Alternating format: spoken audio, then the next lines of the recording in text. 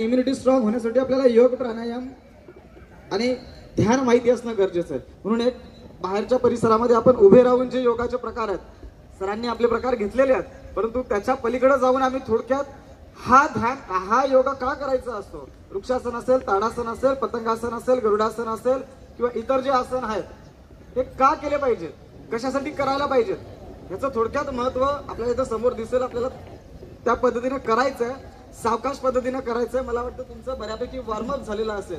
कधीही योग करताना डायरेक्ट योगा करायचा नसतो, त्याला वॉर्मअप करणं गरजेचं आहे. आपल्या शरीराचे हाडं जी असतात, शरीराच्या नसा ज्या असतात, ह्या पहिल्यांदा मोक्या होणं गरजेचं आहे. त्या मोक्या न होता जर आपण योगा करायला गेलो तर कदाचित त्या नसा एकमेकांमध्ये गुंतल्या जाण्याची सुद्धा शक्यता असते.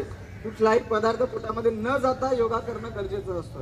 ठीक आहे, पहिल्यांदा सगळ्यांनी सावधान मध्ये राहायचंय, हात बाजूला ठेवायचे. पहिलं आसन आपल्याला करायचं वृक्षासन. वृक्ष माहितीये काय असतो? वृक्ष म्हणजे काय? झाड म्हणजेच काय?